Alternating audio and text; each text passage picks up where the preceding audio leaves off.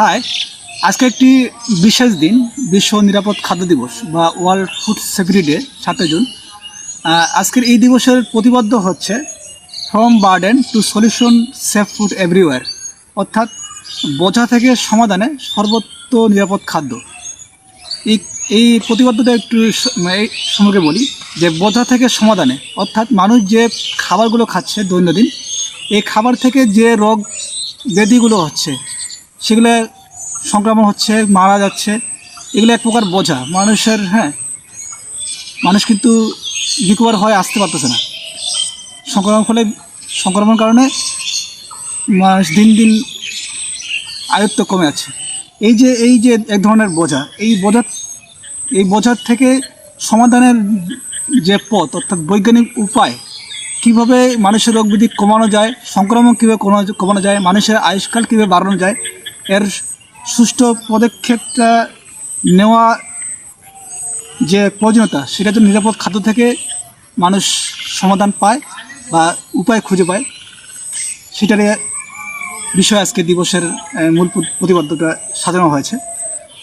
তবে এই উদ্দেশ্যগুলো আবার বলি। মূল উদ্দেশ্য খাদ্যবহিত রোগের ঝুঁকি কমানো, 1 নম্বর। 2 নম্বর, উৎপাদক থেকে ভোক্তা পর্যন্ত সবার জন্য নিরাপদ খাদ্য নিশ্চিত করা।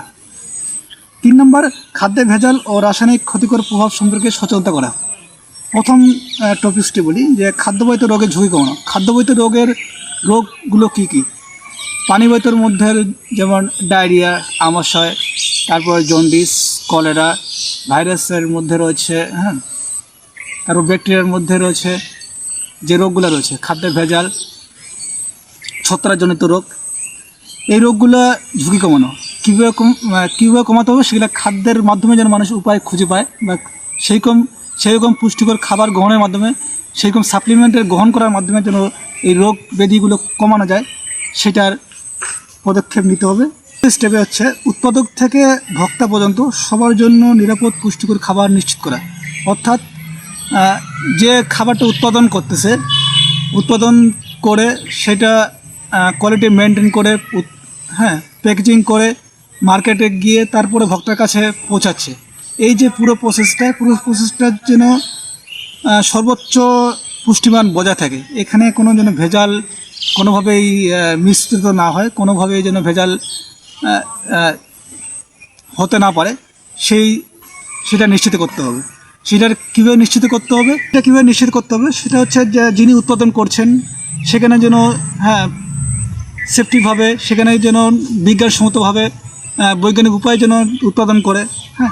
তারপরে উৎপাদন করার পর যখন প্রোডাকশনে আসবে, সেখানে কোয়ালিটি মেনটেন করে, সর্বোচ্চ সেফটি দিয়ে হাইজিন মেনটেন করে খাবারটা উৎপাদন করে, এবং যে প্যাকেজিং করবে সেই প্যাকেজিংটা যেন খাবারকে কন্টামিনেট না করতে পারে, এমন প্যাকেজিং, ফুড গ্রেড প্যাকেজিং ব্যবহার করতে হবে।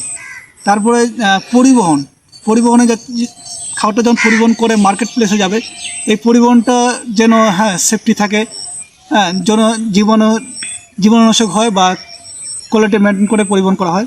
এবং যখন ভোক্তার কাছে আসবে, ভোক্তা যখন খাবারটা গ্রহণ করবে, তখন যেন উৎপাদনের সময় যে গুণাগুণ মান বজায় ছিল, এবং ভোক্তা যখন খাবার গ্রহণ করবে সেই গুণাগুণ মানটা যেন বজায় থাকে। এই হচ্ছে 2 নম্বর স্টেপে।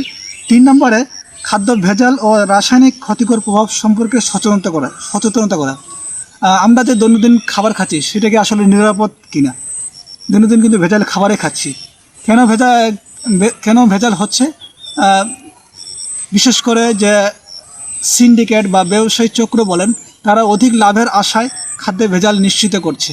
আমের মধ্যে বলেন যে ফরমালিন বা কার্বাইড, ইলিশ বা অন্যান্য মাছের মধ্যে ফরমালিন, এভরিথিং। চালের মধ্যে পাথর, তারপরে তেলের মধ্যে, দুধের মধ্যে ভেজাল মেশানো হচ্ছে।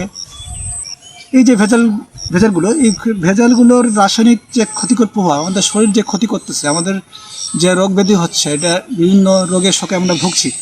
এটার সম্পর্কে মানুষকে জনসচেতনতা তৈরি করা এবং মানুষকে অ্যাওয়ারনেস করা যে আমরা জাতি থেকে শুরু করে এবং সমাজ পর্যন্ত সবাইকে সচেতন করা যে খাদ্য ভেজাল যেন না করে, নিরাপদ খাবারটা যেন আমরা গ্রহণ করি।